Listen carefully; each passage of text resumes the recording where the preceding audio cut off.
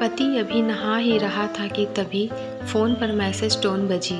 पत्नी मोबाइल के पास में ही खड़ी थी। उसका ध्यान फ़ोन की तरफ गया। उसने सहज ही फ़ोन उठाकर मैसेज पढ़ा। Hi good morning dear. किसी बेबी का मैसेज था। पत्नी सोच में पड़ जाती है कि अब यह बेबी कौन है। तब तक पति भी नहाकर बाहर आ चुका है। पत्नी उसे किसी बेबी का मैसेज आया है बताती है। पति मुस्कुरा देता है। फ़ोन उठाकर उस मैसेज का रिप्लाई करता है, hi baby how are you, और अपने काम में लग जाता है। इस रिप्लाई को भी पढ़ती है। अब हर पल पत्नी के दिमाग में यही विचार कौंधता रहता है कि यह बेबी कौन है।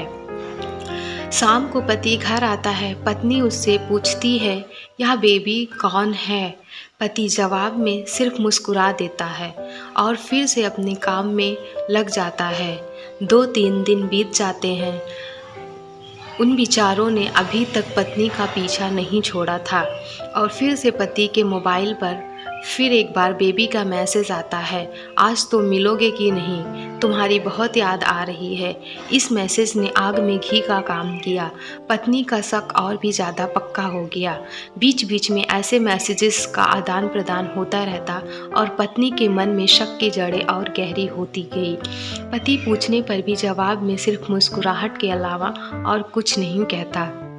यह सब गुस्सा बनकर तब ज्वालामुखी की तरह फट पड़ता है जब एक दिन उसे अपने पति की जेब में सिनेमा की 2 टिकटें मिलती हैं। पत्नी अपने पति से बहुत झगड़ती है।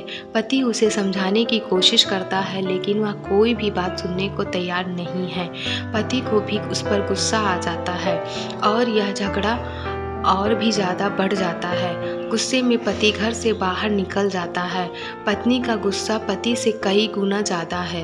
तुरंत वो अपना सारा सामान पैक करती है, एक चिट्ठी लिखती है कि मैं मायके जा रही हूँ हमेशा के लिए, और पति का घर छोड़कर चली जाती है। गुस्सा शांत होने पर जब पति घर आता है तो चिट्ठी पढ़कर उसके होश उड़ जाते हैं। 10 दिन बीत जाते हैं और गाँव के उस घर पर डोल बेल बजती है जहाँ पत्नी रहने चली गई है।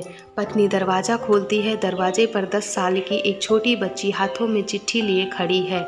वह पत्नी को वह चिट्ठी देती है। बच्ची से वह चिट्ठी लेकर पत्नी चिट्ठी खोलकर पढ़ती है, डियर वाइफ, जिस बेबी की वजह से हम दोनों में इतने झगड़े हुए और तुम हमारा घर छोड़कर यहाँ चली आई, यह बच्ची जो अभी तुम्हारे सामने खड़ी है वह वही बेबी है। अनाथ आश्रम की एक प्यारी बच्ची इसी के साथ में बातें करता था, सिनेमा जाता था। पहली बार जब तुमने बेबी के बारे में पूछा था तो मैंने जानबूझकर तुम्हें नहीं बताया था। सोचा था कि थोड़ा मजाक करता हूँ, देखता हूँ तुम कैसे रिएक्ट करती हो, लेकिन मैंने यह कभी नहीं सोचा था कि तुम्हारा शक इतना बढ़ जाएगा कि तुम घर ही छोड़ दोगी।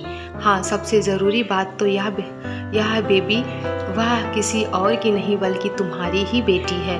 रुको, अपने आप को संभालो और आगे की बात ध्यान से पढ़ो।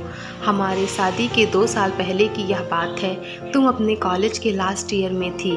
तुम्हारे प्रोफेशन में नोट्स लेने के बहाने तुम्हें बुलाया था और तुम्हें चाय में इन नशीली दवा खिलाकर ना करने वाला काम किया था।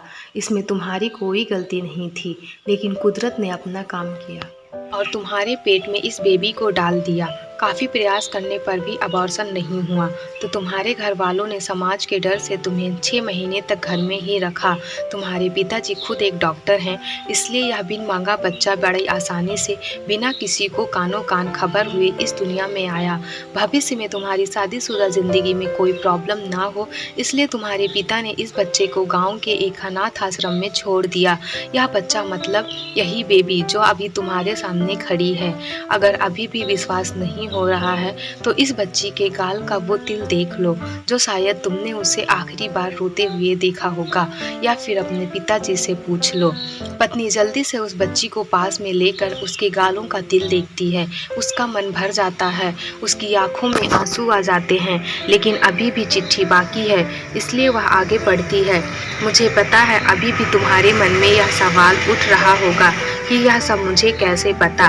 तुम्हें बता दूं कि यह सब तुम्हारे पिता ने ही अपने मन में उठ रहे पश्चाताप को शांत करने के लिए शादी के 1 महीने पहले मुझसे मिलकर सारी बात मुझे बताई थी। उन्होंने यह भी कहा था कि अगर मैं चाहूँ तो शादी से इनकार कर सकता हूँ।